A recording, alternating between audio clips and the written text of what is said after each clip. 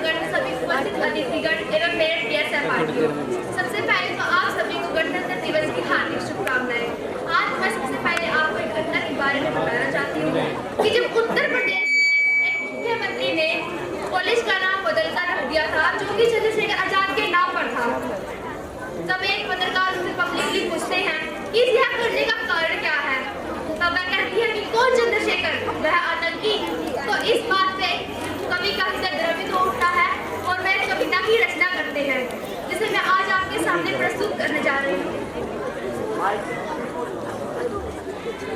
बंदों मेरा भी कहता है झूमू ना चुगाऊं मैं, आजादी की सौगातों पे सौ की सुनाऊं मैं, लेकिन शबनम वाला वातावरण कहाँ से लाऊं मैं, मेघमल्लारों वाला अंधेकरण कहाँ से लाऊं मैं दामन में दर्द तुम्हारे अपने लेकर बैठा हूँ, आजादी के टूटे फूटे सपने लेकर बैठा हूँ। आप जिन्होंने भारत माता को गहरे दे रखे हैं, उन लोगों को भी रक्षा के पहरे दे रखे, जो भारत को बर्बादी की हद तक लाने वाले हैं, बेस्मरण जयंती का पैगाम सुनाने वाले हैं। आजादी लाने वालों को तिरस्कार करवाता है, बंगाली पत्थर पर तुमका बार बार तड़पाता है। इंकलाब की बलवेदी जिससे मौत पाती है, आजादी में उसे को भी गाली दी जाती है। मैं दिनकर की परंपरा का उदाहरण हूँ, भूषण की शैली का उदाहरण हूँ, इसलिए मैं दरबारों के गीत नहीं गा सकता हूँ। मैं पीड़ा की चीखों में संगीत नहीं ला सकता हूँ, मैं पीड़ा की चीखों में संगीत नहीं ला सकता हूँ। इससे बढ़कर और शर्म की बात नहीं हो सकती थी, आजादी के परवानों पर घात नहीं हो सकती थी। कोई मैदानी शेखर को आतंकी कह जाता है, पत्थर पर से नाम हटाकर कुर्सी पर रह जाता है, पत्थर पर से नाम हटाकर कुर्सी पर रह जाता है।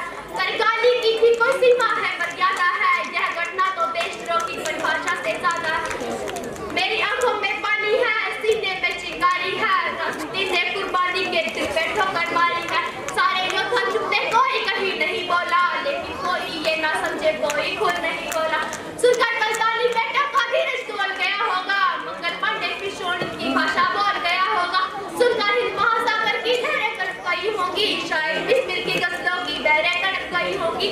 नील गगन से कोई कुछ तारा टूट गया होगा, अशफाकुल्लाह की आंखों से लावा फूट गया होगा। भारत ऊपर मरने वाला टोला भी रोया होगा, इंकलाब का रंग बसंती चोला भी रोया होगा।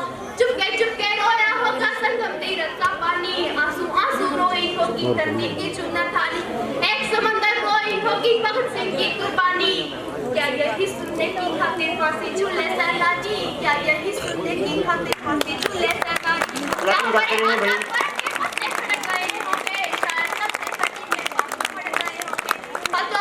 उनकी नित्या भाग गई होगी, फिर पिस्तौल उठा लेने की इच्छा जाग गई होगी। शेखर महायज्ञ का नायक और भारत भूखा है, जिसका भारत की जनता से रिश्ता आज लहू का है।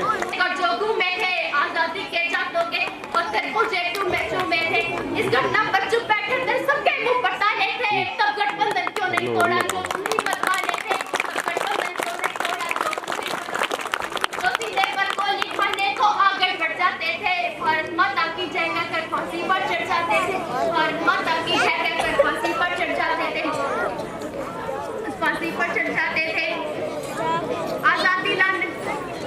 आजादी के लिए जिस बेटों ने अपनी जवानी दे डाली, आजादी के हवन कुंड के लिए कहानी दे डाली। दूर गगन के तारे उनके नाम दिखाई देते हैं, उनके स्मारक की हजारों धाम दिखाई देते हैं। वे गैरों की लोकसभा के अंग बने बैठे होंगे, वे सतरंगी इंद्रधनुष के रंग बने बैठे होंगे।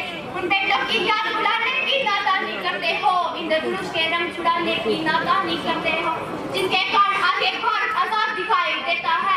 अमर तिरंगा उन बेटों की याद दिखाई देता है, उनका नाम जुबान पर लो तो पलकों को झुका लेना, उनकी यादों के पत्थर पर तो आंसू टपका लेना। जो धरती में मुस्तक होकर चले गए, गुलामी वाला होकर चले गए, मैं उनकी पूजा के लिए जीवन भर गा सकता हूँ, मैं उनकी पूजा के लिए जीवन भर गा सकता हूँ। बहुत बढ़िया, बच्चे के लिए बहुत ज़बरदस्त जो कविता है चंद्रशेखर आज़ाद के ऊपर हमारे सीनियर क्लास के बच्चे ने रखी। और ऐसी ऐसी कविताएं सुनने के बाद किसी का भी जो खून है वो खोल उठेगा। अब जाग उठे हैं हम, अब जाग उठे हैं हम, कुछ करके दिखा देंगे। अब जाग उठे हैं हम, कुछ करके दिखा देंगे।